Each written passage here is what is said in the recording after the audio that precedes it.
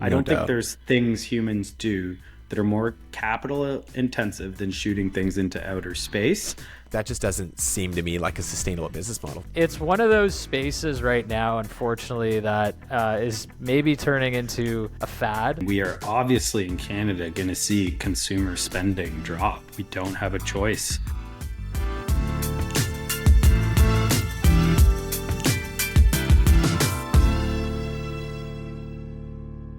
Okay, what's up, guys? Welcome back. This is episode 4 of the Beyond the Edge podcast. Missing in action today, Declan, Mr. Fundamentals, but we've got Trend Tracker, Pete Palarchio, and we've got our guest again, Dan Kozel.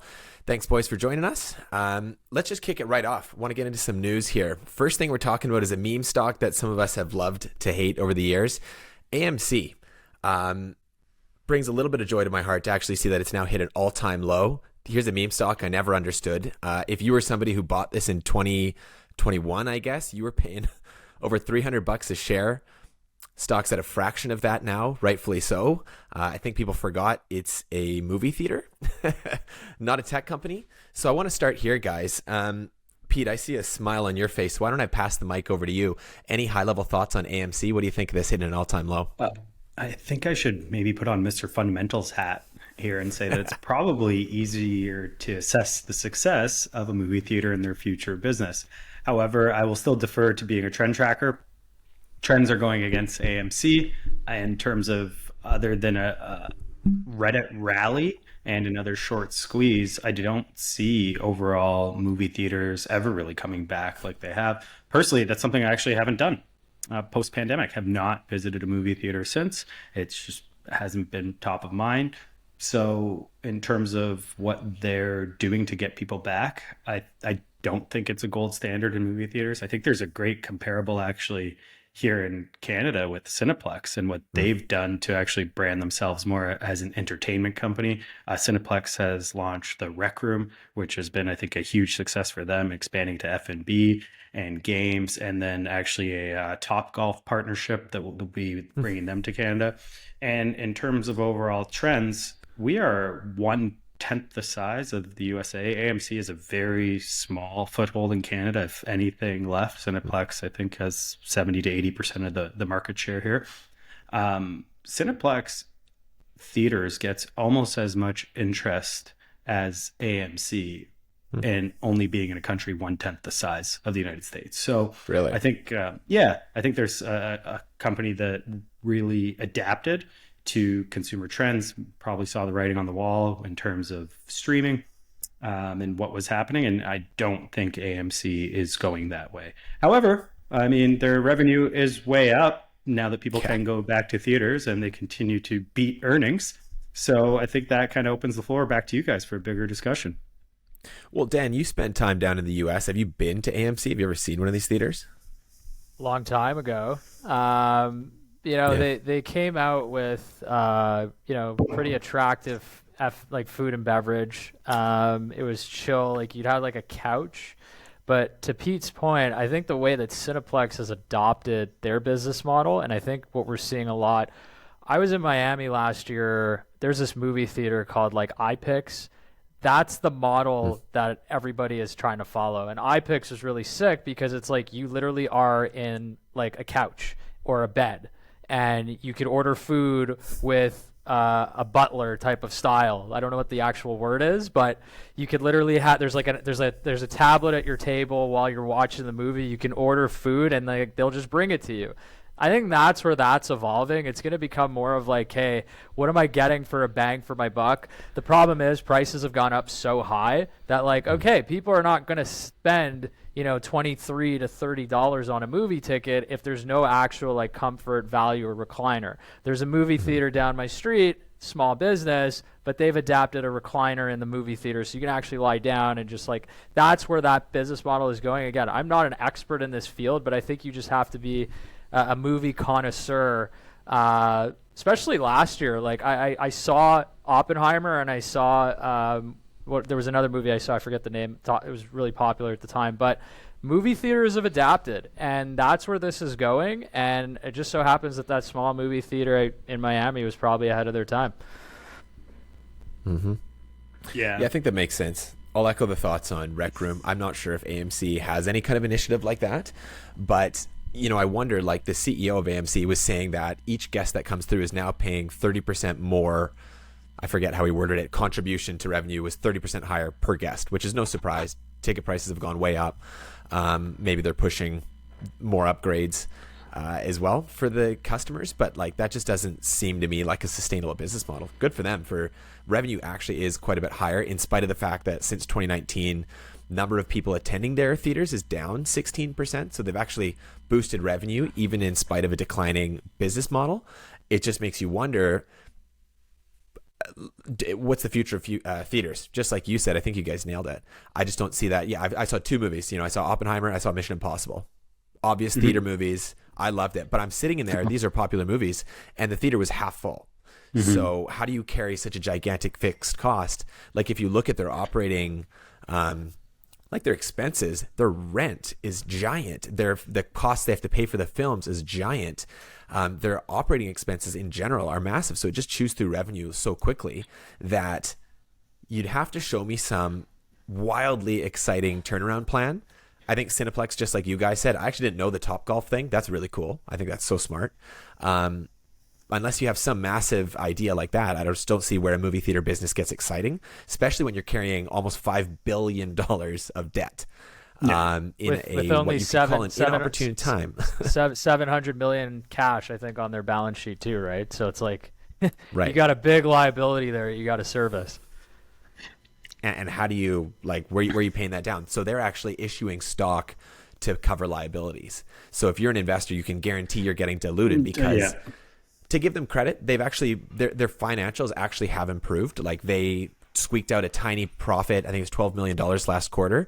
But I'm sorry, you're doing $1.5 billion revenue and you squeeze out $12 million profit to slowly start paying down your $5 billion debt. Why? Remind me again, why was this a meme stock? Like what was the excitement around this thing? Squeezing a hedge That was fund. it. Squeeze. That was it. It was a huge short squeeze. And there were some intelligent guys that understood the game and got on Reddit and rallied the forces and really took down some big players in the institutional world. So I think that was the impressive part. I was following along some of the threads while it was happening, and the commentary was absolutely hilarious. How they were doing things to boost the stock up, along with GameStop. And guys were being legit. They were sharing screenshots of them holding. So I think that's pretty interesting. Obviously, some people were left holding the bag. Some people obviously bought on top. But I don't see, other than something like that, I don't see it with AMC. Unless there is something that they are going to move into beyond a brick and mortar theater market.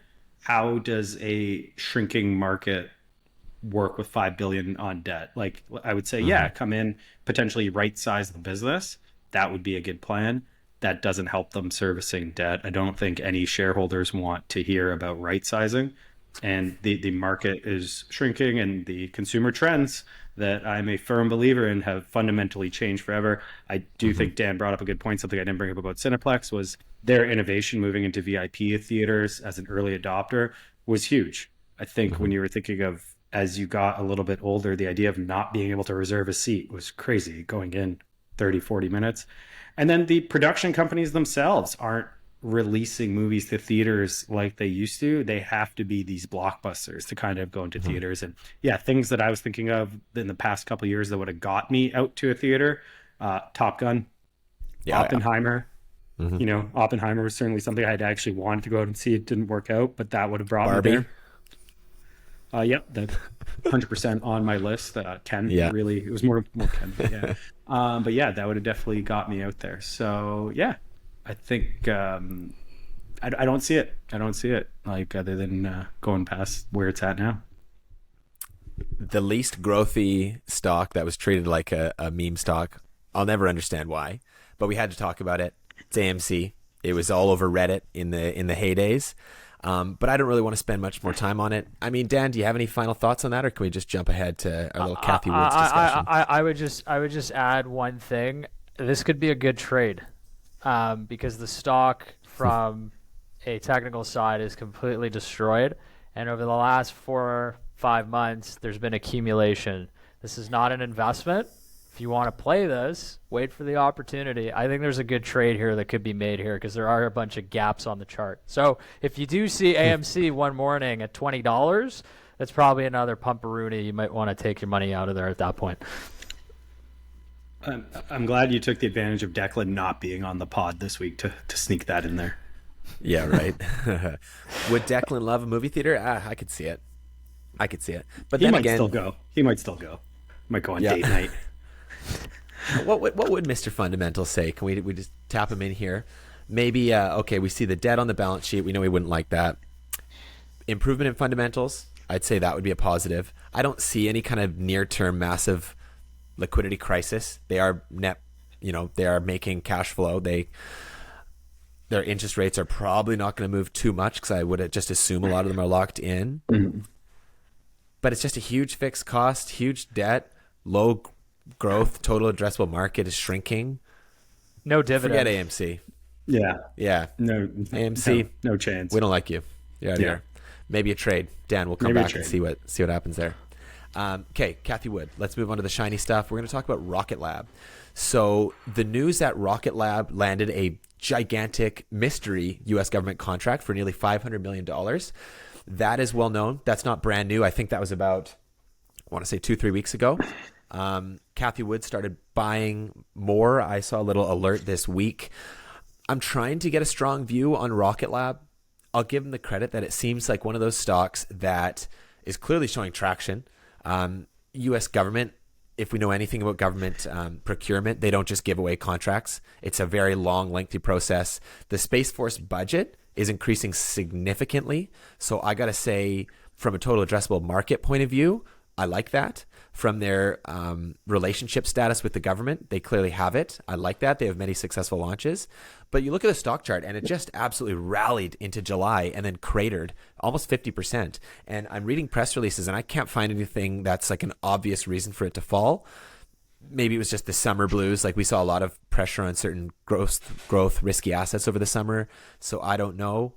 Space overall, I'm bullish on. Do you guys have a view? Either of you have a view on Rocket Lab? We can just talk about space if you prefer that too, as an investment, potential. Well, I think anytime you're able to get a government contract, I think you're moving into a direction that has the potential to be a totally new market. I think space travel is maybe less than 10 years away now. Because of all these developments. So I don't know much about it. This is kind of like those first things. Kevin, to your point, I am bullish on space travel. I think that'll probably be exclusively available for people that have high net worths because, a cost to go to space is probably going to be a fortune. But there's also I'll tie in some geopolitics into here too because, China's been trying to get to space. Russia's been active. Saudis are starting to get active too. Like this is a race to who can get to Mars potentially. And again, I'm speculating here, but this is what it feels like, at least on my side.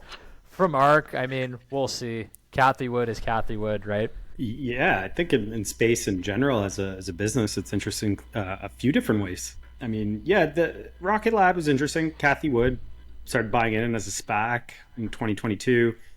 Don't personally always love SPAC investments myself, but the business of space is certainly something that's very interesting. And I think it's far beyond a travel type play. There's a reason that we see 2-3 of the wealthiest people in the world really vocal about space exploration and really vocal about this race towards Mars. I mean, Elon Musk, Jeff Bezos could be doing anything. Jeff was just on a podcast where he spoke at length about his space exploration and what it means to him and something that he was kind of always interested in, which actually took me by surprise. And, what is the total value of those programs? And I think the thing that is interesting, yeah, for sure, the government contracts, because I think the U.S. government has made it pretty clear that NASA isn't the way that they're going about it. And this is going to be contracts to private companies that can worry about their own profit centers. And they would rather just hand out contracts than continue to build this themselves. Yep, that's what it looks like. The race to Mars, I can't say I don't totally understand that. Maybe from like a societal evolution standpoint, to be truly multi-planetary, there's some level of excitement in that and interest. From a private corporation, I don't get it yet. There's lots of things I do understand, like going to the moon. That's obviously a big, getting back to the moon, and more importantly, establishing a permanent moon base, having commercial operations, for example, on the other side, the dark side of the moon that we never see. As far as I understand, I think China's already landed on the other side, and that's where they know that there is ice, and they can basically take that and separate the hydrogen and oxygen and use that as fuel. So for further planetary exploration, that's cool as hell. So I can understand that. How Rocket Labs and these specific companies play into that, I couldn't tell you. Remains to be seen. Just the fact that there's a mystery $500 million contract, I mean, that's got to make you a little bit curious, though. I think we live in a world right now where they've slowly started releasing information about UFOs being a lot more real than we may have ever had, and they've kind of done it in a very government type way, where the White House will slowly release things, and it hasn't been big news. So maybe that's the mystery voice. By the way, aliens. They're trying to program people to be adept to seeing aliens when they do start coming out of the labs. Wild. Yeah. I'd be like, hey, we told you it was real. Yeah, it's coming, guys. Oh, 2030. Well, here we go. Yeah. Holy. As a business, my only concern is I can't think of things that are necessarily more expensive at first than to launch a space program. I don't think there's things humans do that are more capital intensive than shooting things into outer space. I think if you ever get a chance, you can kind of read Elon's story into it. Mm-hmm. This guy, he was down to his last launch, and he was personally financing a lot of this to kind of get that out there. And every time you see a rocket blow up, you are literally burning money. So I think that was something to kind of take into consideration. Yeah. He talks about it in that book. Yeah. By Ashley Vance's book is amazing. It literally goes over that story. Wow. Yeah. So it was pretty crazy that he was kind of down to his last launch. And he wasn't the Elon back then that could probably tap on a few banks and, buy a very large social media platform quite easily. So just more cool, like $40 billion. Yeah, exactly. So I think, I think when you're looking at these space programs, maybe if you're going to jump up, but it is incredibly capital intensive. I think they're going to rely a lot on some of these government contracts, and, really sky's the limit on what the business case looks like for this. Sky's the limit, pun intended. Look at, to your point, Pete, I'm looking at their income statement right now, and good for them. They've increased revenue pretty significantly. 2020 they're doing 35 million. This is for the year 2020. 2022 is up to 210 million. I can only assume this latest contract I don't know how the 500 million is divided. It seemed like it was a 2 or 3 year contract, but we can agree that's meaningful. But then you look at the cost of revenue. It's quick math here, 80-90% of that disappears immediately. So how do you make space travel cheap enough? I mean, I'll give them credit. They're going the right direction. They certainly do seem to be trending the right direction, but there's no way that business, it's not like the cost of training a large language model that's going to drop by 90% in a couple of years. I can't imagine the cost of launch is going to decrease similarly. If somebody's watching disagrees, please tell me I'm wrong. I'd love to learn. I'd be very curious. Yeah, I'd love to hear it. I'm sure I don't know if they're going more vertically integrated where they can make things cheaper. Go for 10. I think there's a mining component now, because there's a lot of murmurs now. If you can go to the moon and start mining on the moon, or if you can get to Mars and start mining, there, great. Like, that is like the big vision, because, the whole conundrum of like, oh, gold is so scarce. It's like, well, if you find a ton of gold on the moon, what's the value? So again, I'm thinking like crazy long-term type of vision, but that's definitely something that I think not a lot of people are talking about, is like, look, that could potentially, Tesla starts mining rocks on the moon for lithium and they find something there. Great. You have your vertical integration. I know it's easier said than done, of course. Well, actually, you know what that reminds me of? So for one thing, we're well aware of gathering hydrogen from the moon for fuel.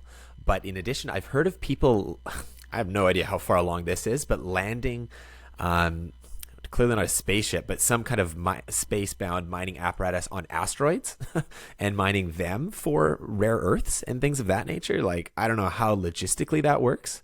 I saw it on Armageddon. I'm sure it's exactly like that. They made a movie about it. Great like, movie. I think I don't know, you get. Based on a true story. Yeah, I think the move is rather than getting astronauts to go do all this, you actually go get a bunch of like miners and just teach them how to go to space rather than the other way around. Yeah. Yeah.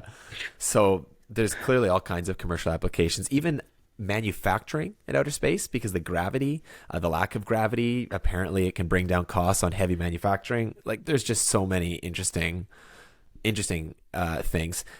Pete, you invested in Phantom Aerospace. Dan, are you familiar with that company? Is that a new name for you? I heard of Phantom the token, but I think that's totally different. I'm talking about crypto right now. This is a manufacturer of rockets and satellites down in the U.S., southern U.S. Name sounds familiar, but go ahead, Pete. What's the pitch? Yeah, again, one of those private companies. I'm gonna put a bit of a disclaimer. This was a 2021 deal that came across my way, and I don't know, there probably wasn't a deal I didn't like in 2021. Some have aged poorly, but this one is actually going on the side of pleasantly well, in a sense. The updates that we're getting, Kev, you're an investor as well. Yeah. The shareholder updates, every time like one comes through, I kind of hold my breath, just given the current landscape in private companies right now. A lot of people have had to do down rounds. A lot of people have had to do significant down rounds. A lot of people haven't closed on anything. There's been things up here in the small caps that will open their books and not raise a cent. So I think I'm just overall pleasantly surprised when I get these shareholder updates that, one, this thing that's still in business, and two, they're actually making progress as a business and getting, contracts sent their way. And then three, on the capital side of things, raising money at increasing valuations, albeit small. Kev, what are some of your thoughts? Yeah, you said it right. Like, I literally, anytime I see shareholder updates from my private companies, I clench my cheeks and hold my breath. And in this case, I think I believe the status is that they're partly through a somewhat significant capital raise. With that said, at about a 20% premium. So if it was, in line with previous valuations or even slightly down, I would have considered that a win, given the fact that, like you said, Pete, 2021 was a different time. We liked everything, and this was just perfect timing. They raised a bunch of money. I definitely expected this to be a down round, and it wasn't. About 20% up. So that's as big of a win as you can expect. And I sent the update to my friend. I have a friend at NASA who understands this stuff far better than I did, and he basically translated it as the progress being actually like really meaningful. So good for them, good for Phantom. Would love to see that go public at some point, but we'll see. I'm going to try really hard to see if I can get someone from the team onto this podcast. That would be wicked. Yeah. Jim Cantrell, big reason I invested. He was basically, correct me if I'm wrong, but I think he was SpaceX guy number 2, like Elon and then Jim. Jim broke away to start Phantom. That in itself was hugely appealing to me, and I'll admit that was a big reason that I did invest. Whether or not that's a good reason. I believe, he was ex SpaceX, and I'm not sure exactly what number, but I also like your subtle flex of friend at NASA, Kev. You like that? Yeah. It's good to have friends that are more intelligent to get that intel. We probably should dedicate a whole podcast to space. Now is not that podcast. Any final views on either Rocket Lab, space investment before I move on to the next topic? To the moon. Literally. To the moon. Yeah, that's just begging for memes. Okay, let's move it on. This next one is related to, I believe it's U.S. job data. Monthly job openings hit lowest level since 2021. So that can be a bit of a tongue twister if you don't think that through clearly. But number of jobs available is down, equals bad. There are not as many job opportunities as there used to be. I think that's a sign of the economy Some say we could be in a recession right now. Obviously, by the time the data is reported, it's a lagging indicator. The data is already, months in the past. But I think this is just another thing showing that in spite of the fact that the economy does not seem too bad, things seem to be churning along, but we're seeing reports that kind of this cash hoard that consumers had stockpiled over COVID seems to be dwindling. Job prospects do seem to be dwindling a little bit. Inflation, albeit, is slowing down. It has already, slowing down from a significantly high point. So I think there's a lot of things pointing to the consumer maybe not being quite as healthy as we expected. Where this goes remains to be seen.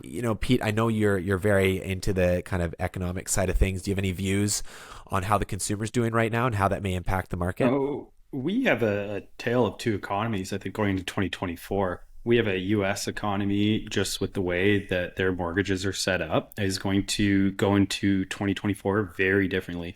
We are about to get into a serious renewal side of things where the average consumer's biggest expense is their household mortgage payment.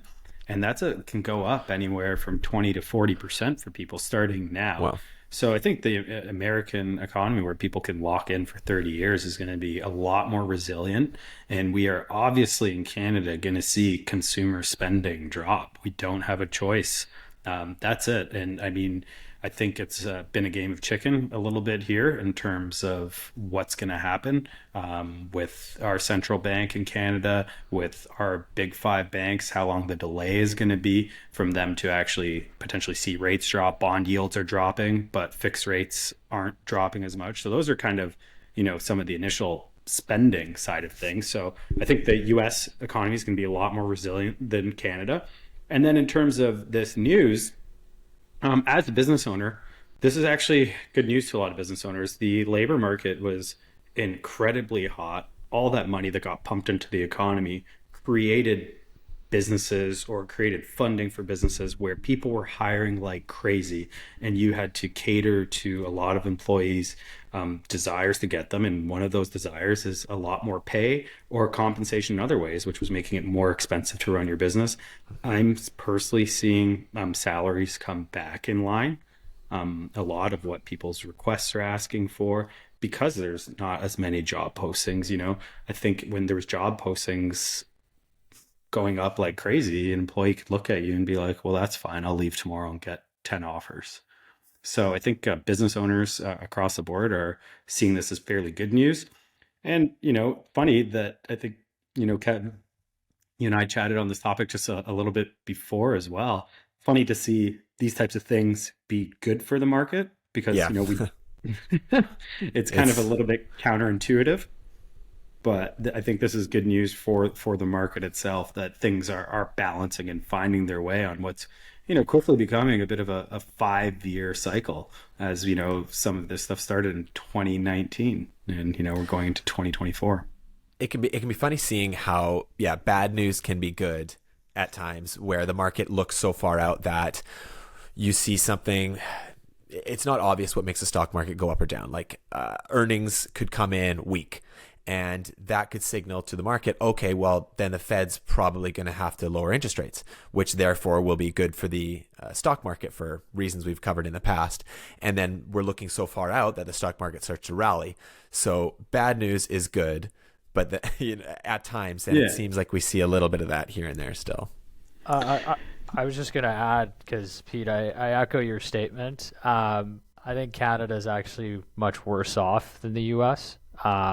Reason being is twofold. I think going into this year, if we do have some form of a hard landing, I'm not predicting that. I'm just throwing this out on the table. But if we do have a total reset there, it wouldn't surprise me. And the reason for that is because I think taxes in Canada are going up.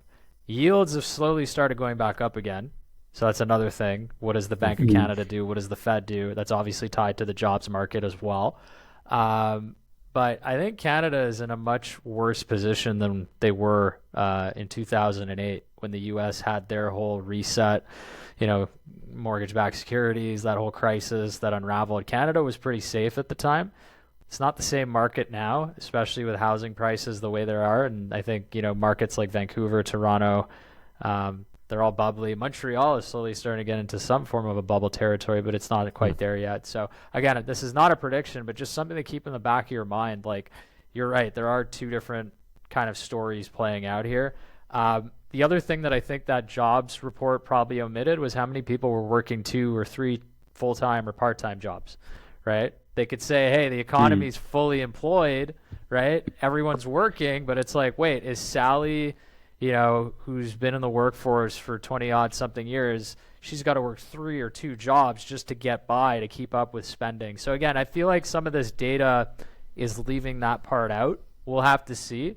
But, with rates, everyone's saying, well, interest rates are going to come down in March, April. Watching the 10-year and the 2-year today on the U.S. side, there's a little bump today. So I think we might have to be a little bit more patient. Another thing sometimes that's left out is like the labor participation rate. How many people are simply giving up on finding jobs, moving back in with mom and dad? I don't know if that's a huge cause for concern now. I know it was at one point in the past, but it's just another way you can skew labor market data. In this particular case, I actually don't know what the participation rate is. I'd be curious. I think in Canada it's around 66. In the U.S., I'm trying to find that number. But go ahead, Pete. I think you wanted to say something. No. I think you both brought up some really good points. And yeah, I think, Dan, we couldn't really agree more. I think Canada's in a very difficult spot, especially if some of these property values start decreasing. There's a lot tied up in them, for sure. There's, do I think it's an '08 type bubble? No, I don't. I think Canada's always been a little bit, a little bit more fiscally responsible. But do we get into a point where if property values drop enough, did people lose all equity in their houses? I think we've maybe seen a few headlines of people walking away from some pre-developments they bought that they can't close on, and they're selling those at a potential loss just to kind of get away from all of those things. I'm based in Toronto. I've seen this market go crazy since 2015. I have never seen so many listings available, so many vacant listings, which is actually the most interesting part, that you could just walk in places. If you're thinking, 2019 when things were really hot, I sold one of my condos at on an offer date. So that's what was happening, that you sold the condo in a week. You listed it, a bunch of people came and saw it, and you said, these are the days I'm accepting offers, and you went to the highest bidder. Wow. The liquidity on that real estate is insane to think about now that things are sitting on the market for months and months. So it is a buyer's market in a sense, which I don't think is the worst thing for a country to have some balance. I'm just worried about the loans against all these properties and their valuations and what people borrowed against them, and HELOCs and how much debt is tied into it. And I think when we think of the major banks in Canada, that's really also very much a backbone of our economy for a lot of different reasons. Well, yeah, you're seeing the consumer, the cost of living, no matter how you slice it, has gone way up in Canada. Rents here in Vancouver have gone through the roof over the last couple of years. Obviously, the interest you're paying on your mortgage has gone up significantly. You're seeing some consumers with negative amortization rates. Actually, Pete, you're the one who opened my eyes to that. Pretty scary concept. Our savings have dwindled like crazy. Job prospects are definitely not as bright as they once were. And then we're in a country that doesn't seem to be as business oriented as perhaps we were in the past. However, the one bright spot is that in men's bathrooms, we do have tampons now. So that's good news. That's excellent.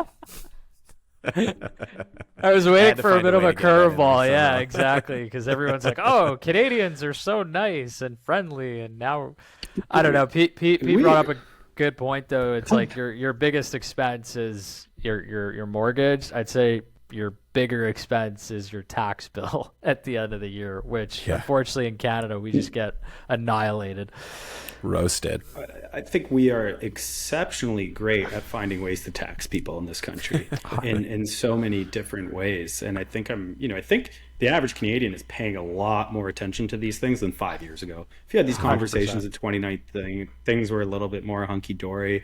And I'm having a lot more of these conversations of kind of what's going on in Canada. What are we doing? And we're not there was a letter from our Chamber of Commerce to our government saying the world is not taking us seriously right now from a business standpoint, and that's because our policies are making it really hard. I almost feel like as an entrepreneur right now, it's this feeling like, oh, if you can make it in Canada, you could make it anywhere, because how hard they're making it on entrepreneurs here, Touche. from taxing you left, right, and center. Our overall workforce isn't as productive as the United States, so you kind of have those challenges. And I feel, let's say, for a lot of our workforce, because maybe you're stressed out about how much you have to stretch a dollar or potentially get a side hustle or do these things just to get by. So I think, then you have to think of the longer term prospects of brain drain, that people are just gonna be like, there's jobs south of me with nicer weather. I'm gone. Kev, you've spent a lot of time in Yeah. Miami. And I see it Like, firsthand down there. They do not take us as seriously as they once did. And Nope. speaking of brain drain, we had both Elon and Chamath were originally had immigrated to Canada before we lost them to Silicon Valley. That is true. yeah. Elon came to Montreal, right down the street. Yeah, he did. But yeah, I think Was Chamath it's Montreal too? I can't recall. no, I don't quote me on that. I'm not sure, No. but no, I echo that statement. I mean, a lot of the conversations that we're having here as well.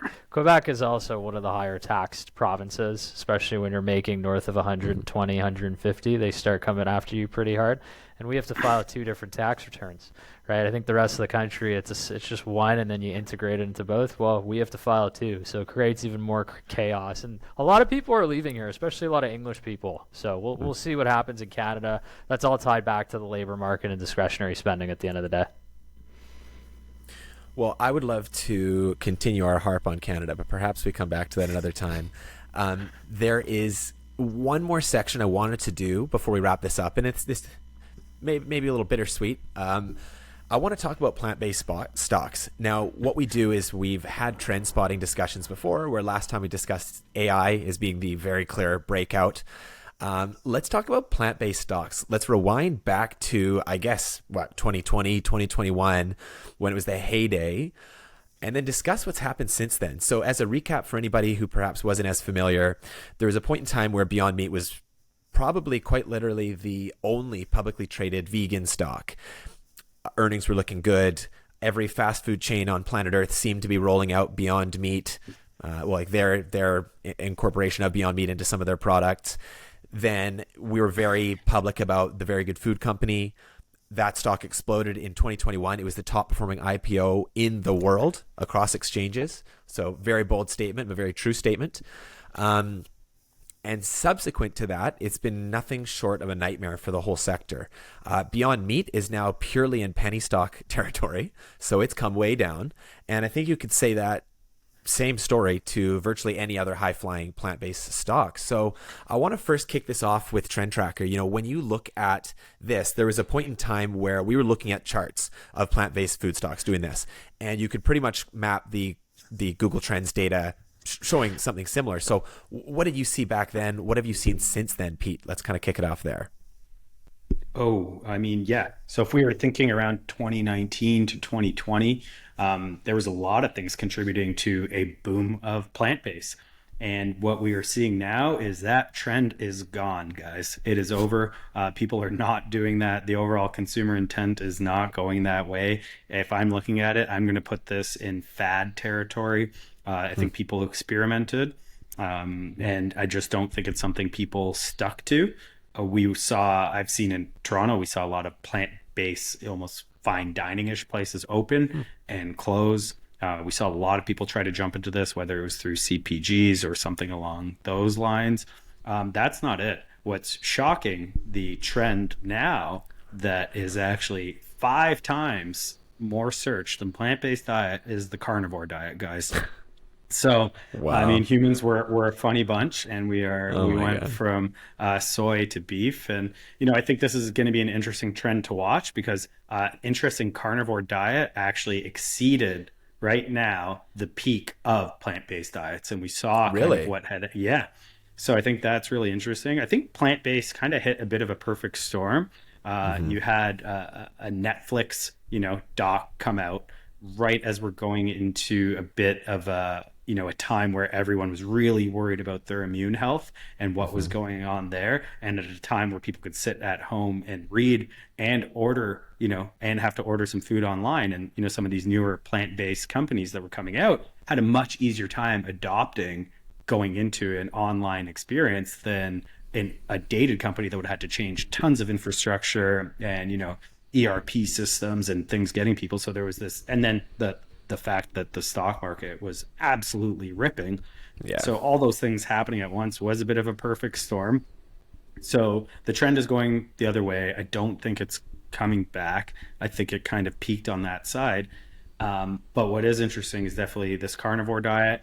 And I wouldn't say go out and buy every, company that sells beef or something along those lines, but I think there might be an interesting play if we can find and investigate some companies that are more on the grass-fed side of things, that are leveraging a higher quality or happier cow. That is kind of probably what people in the carnivore diet are looking for. And the fact that people are actually a little bit more interested in the whole cow itself. All of a sudden you're seeing things like liver and kidney and these things being popular items that all of a sudden these companies could be making more money off of their products. So give me my red meat. I've never believed in Beyond Meat. The day it went public, I got people asking me, are you going to buy it? Are you going to do this? I never believed in it. I tried the product, and then as I was eating it, I'm like, this tastes really good, but it's really artificial. And then when you look at the actual ingredients, you're just like, oh my God, what did they put into here?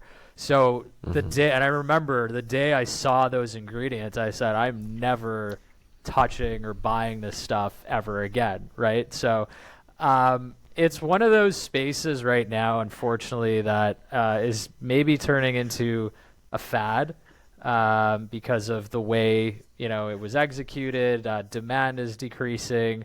And there's a lot of studies now coming out with, the ingredients. If you take too much intake of that stuff, you actually increase your chances of getting some kind of disease. And it actually reduces, and again, I'm not a doctor, but I'm just reading some articles about this stuff. Like the psychology of the consumer now is like, wait, I don't want to eat fake stuff. I want to eat real things. And the red meat carnivore diet it's definitely popular in the alpha male community, right? Everyone's just talking about that. Go do your workout, cook a steak, have a little, put some butter and some sauce on it, whatever it is that you put on it. But I never believed in it. And, here we are 5 or 4 years later, and the stock's well below its IPO price.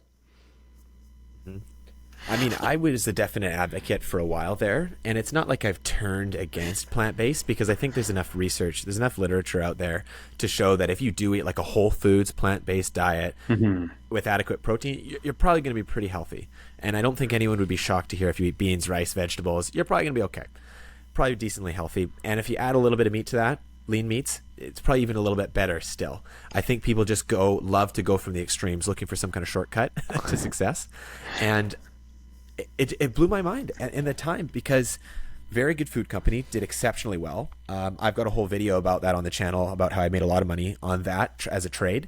And then probably after that, it opened the floodgates for 100, 200, 300 plant-based nothing companies that had a product or two, were convinced by promoters to go public, and have now just been absolutely railed. So a few of these that I look at, there's opportunities. If you're going to buy some of these stocks, let's say penny stocks specifically, I'd say there's some you could accumulate just for the value of being part of the shell, knowing that it's going to eventually go flop and be used for a reverse takeover of probably an AI company or a space company, if we're being honest here. Or perhaps after somebody watching this podcast, maybe they found some carnivore diet angle. I don't know how you'd flip that into a public company, but believe it, just leave it to Vancouver promoters and they'll find a way.